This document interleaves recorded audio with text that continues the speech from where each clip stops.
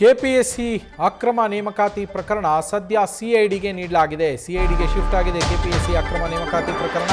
ವಿಧಾನಸೌಧ ಠಾಣೆಯಲ್ಲಿ ದಾಖಲಾಗಿದ್ದಂತಹ ಪ್ರಕರಣಗಳು, ಅದರಲ್ಲಿ 3 ಕೇಸ್ಗಳಿದ್ದು, ಆ 3 ಕೇಸ್ಗಳ ಪೈಕಿ ಸದ್ಯ 2 ಕೇಸ್ಗಳನ್ನು ಸಿಐಡಿಗೆ ವರ್ಗಾವಣೆ ಮಾಡಲಾಗಿದೆ. ಮತ್ತೊಂದು ಕೇಸ್ ಏನಿದೆ ಅದರ ವಿಚಾರಣೆ ಕೋರ್ಟ್ನಲ್ಲಿ ಇನ್ನೂ ಕೂಡ ಬಾಕಿ ಇದೆ. ಹೀಗಾಗಿ ಆ ಕೇಸನ್ನು ಪೆಂಡಿಂಗ್ ಇಡಲಾಗಿದೆ.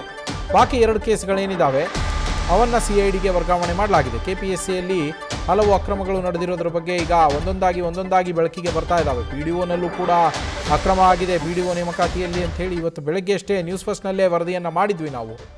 ಜೊತೆಗೆ ಈ ಮೊಹಮ್ಮದ್ ಆರಿಫ್ 80 ಲಕ್ಷ ರೂಪಾಯಿಗೆ ಏನು ಬೇಡಿಕೆ ಇಟ್ಟಂತಹ ಪ್ರಕರಣ ಇದೆ. ಕೆಪಿಎಸ್ಸಿಯ ಒಂದು ಹುದ್ದೆಗೆ 80 ಲಕ್ಷದಿಂದ 1 ಕೋಟಿ ರೂಪಾಯಿಯವರೆಗೂ ಕೂಡ ಬೇಡಿಕೆಯನ್ನು ಇಡಲಾಗಿತ್ತು. ಈ ಪ್ರಕರಣ ಇದಕ್ಕೂ ಮುಂಚೆ ಕೆಪಿಎಸ್ಸಿಯ ಅಧ್ಯಕ್ಷರನ್ನೇ ಅಮಾನತುಗೊಳಿಸಲಾಗಿದೆ. ಅವರು ತಮ್ಮ ಸ್ವಂತಕ್ಕಾಗಿ ಅಧಿಕಾರವನ್ನು ದುರ್ಬಳಕೆ ಮಾಡಿಕೊಂಡಿದ್ದಾರೆ, ತಮ್ಮವರಿಗೋಸ್ಕರ ಅಧಿಕಾರವನ್ನು ದುರ್ಬಳಕೆ ಮಾಡಿಕೊಂಡಿದ್ದಾರೆ ಅನ್ನೋ ಆರೋಪದ ಅಡಿ ಅವರನ್ನು ಕೂಡ ಅಮಾನತು ಮಾಡಲಾಗಿದೆ.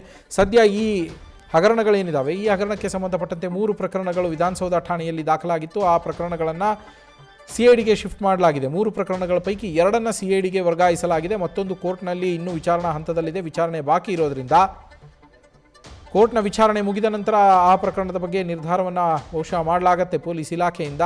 ಸದ್ಯ ಯಾವುದೇ ಲಿಟಿಗೇಷನ್ ಇಲ್ಲದೆ ಇರುವ, ಆದರೆ ಅಕ್ರಮ ನಡೆದಿದೆ ಅಂತೇಳಿ ದಾಖಲಾಗಿರುವ ದೂರುಗಳೇನಿದ್ದಾವೆ ಆ 2 ದೂರುಗಳನ್ನು, ಆ 2 ಪ್ರಕರಣಗಳನ್ನು ಸದ್ಯ ಸಿಐಡಿಗೆ ವರ್ಗಾವಣೆ ಮಾಡಿ ಆದೇಶವನ್ನು ಹೊರಡಿಸಲಾಗಿದೆ. ಸಿಐಡಿ ಅದರ ತನಿಖೆಯನ್ನು ಇನ್ಮೇಲೆ ಮುಂದುವರಿಸುತ್ತೆ.